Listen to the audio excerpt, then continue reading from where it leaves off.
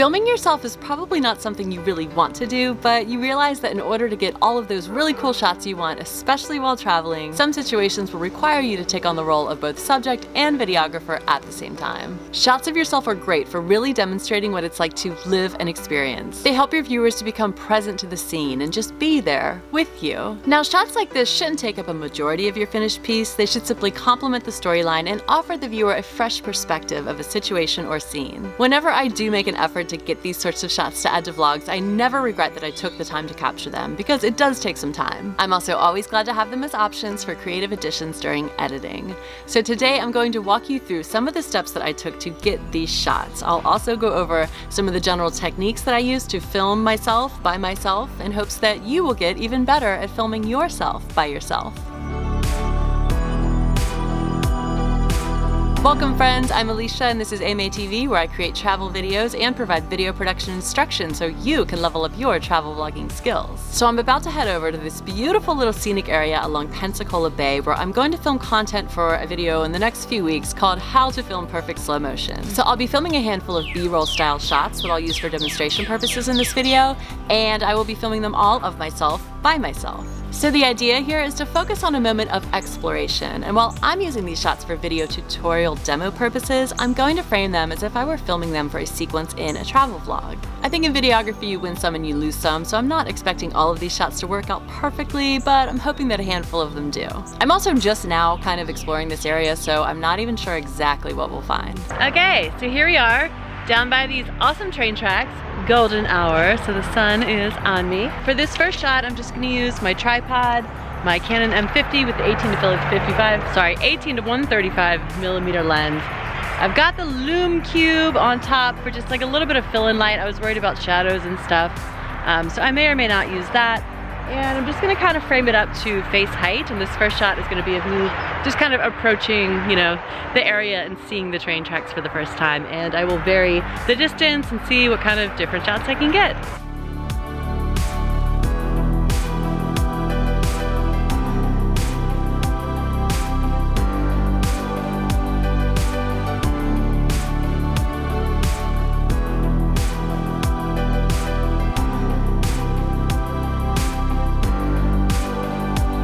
Okay, so for this next shot, to frame it up even better, I'm going to use the Wi-Fi function on the Canon M50. So this is probably the most important thing you can learn if you don't know this yet. Okay, so in the menu, under wireless communication settings, Wi-Fi settings, iPhone. Now it wants to connect, and I have the system all set up already. If you just go through the prompts, it will have you like name the phone and pair the device and everything, but basically it connects via Wi-Fi to the camera. So the phone's connected to the camera, and the way that we actually operate the viewfinder is through this app called the CANON Camera Connect. Okay, so what we want to do is remote live view shooting. Now this is something cool, and this is something I don't see many people talk about as far as like using it to film yourself. People use it for photography, but you know, I don't know why it's upside down. That might fix itself, but it shows me the exact thing that I'm seeing in the viewfinder, and I can control settings, I can hit start, stop. So I'm just gonna walk along this here ledge as I'm watching myself walk along this here ledge. And the best part about this is that I can tap the screen to focus. Oh, I'm also gonna be balancing on the train track. While I do this, I hope a train doesn't come. All right. So I'm just gonna walk. Unfortunately for this particular shot, I don't have to have my face or hands in it, so I'm able to hold the phone and look at the screen. If you have a shot where you're not able to do that, you'll kind of just go back and forth between looking at it and hiding it, but it definitely helps to tap the screen for focus and to frame up the shot. This thing is brilliant. All right, I'm gonna use face tracking for this next one, pretty much trying to get the focus to lock on my face. Stay there. So tapping the screen on my face, moving away. I'm just gonna kind of survey the scene.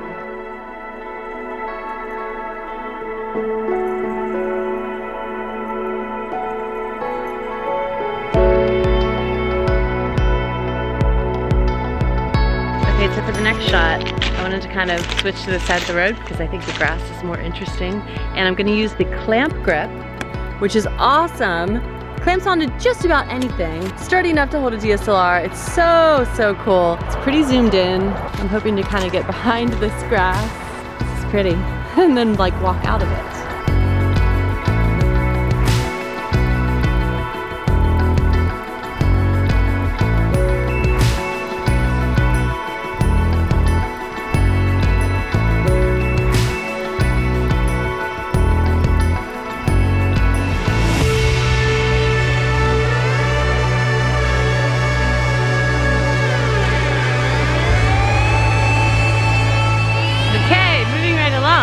So we are about 20 minutes from actual sunset, and a few tips when you are filming stuff like this: definitely keep your camera angles going, so keep switching them, because something's gonna look right, something's not gonna look right, something's gonna look amazing that might be unexpected, and then the things that you really want, the shots that you really wanted and planned for, may not look as good. So try a lot. And as far as posing too, all of these silly little slow walk twirly things that I do, that a lot of people do, really the goal with that is to cut out 99.9% of that shot. So you're not gonna be just walking and twirling for more than maybe just like 1 or 2 seconds at a time.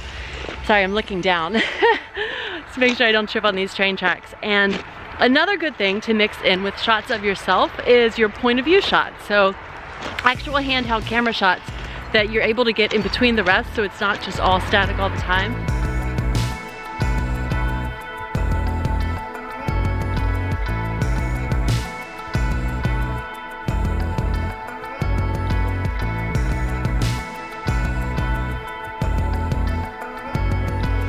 Have you ever seen anything like this? I discovered this just, you know, I'm always kind of just pulling over in different random parks and trails and exploring things, and I discovered this and I was like, oh my gosh, we're coming back. So, but I didn't really fully scout the area, you know, for lighting and stuff, but that's another tip. Scout the area in advance so you kind of have an idea of when the best lighting's gonna be, which angles of lighting, and then definitely pick a good day. So it's not super, super sunny, but it's not super overcast. Something in between is always perfect.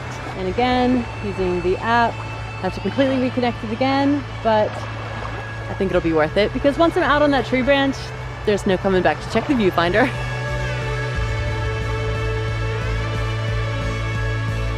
So remember, when you're filming yourself, you are the videographer and the subject or model. Set up a shot and envision the subject within it. So here's like some negative space, and I'm kind of envisioning how is my body going to fit into this space.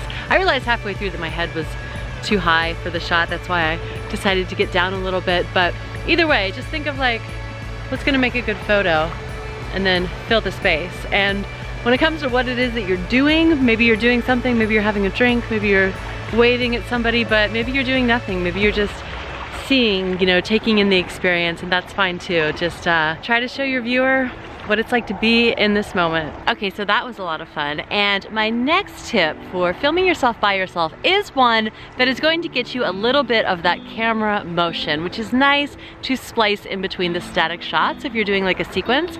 So what you can do when you don't have anyone to provide the motion is use a monopod. I've used like what I call my super sturdy selfie stick. Right now I'm just using my tripod, which is not a monopod, but I'm kind of using it just as a handheld.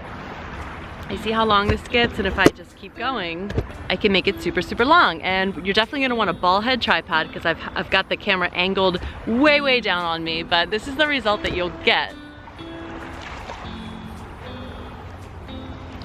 And it's definitely, you know, it can be obvious that you're holding it, but who cares?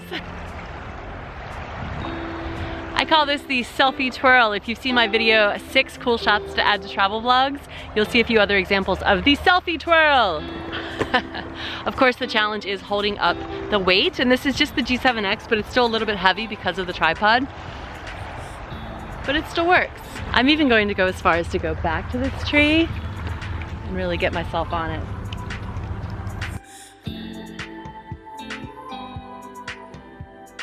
Oh, there's a train coming. You see here we've got the tree, the ocean, the beach, and those train tracks are just behind the beach. It's not the beach, it's actually the bay. This is a cool, cool spot.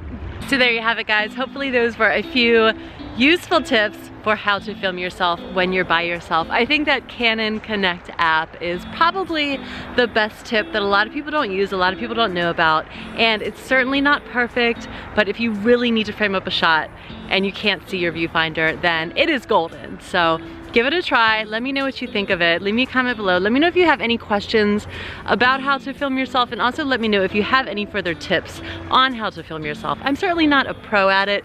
I freaking love to have somebody I can just hand the camera to and say, hey, film me real quick, because I think getting a little bit of motion from the videographer's end is an awesome, awesome thing, but I do my best, and maybe somewhere down the line I will come up with some more tips on how to film yourself by yourself. So thanks for watching, guys. I hope you found some value in this video. Hit subscribe and the notification bell if you did, and I will see you all next time. Bye.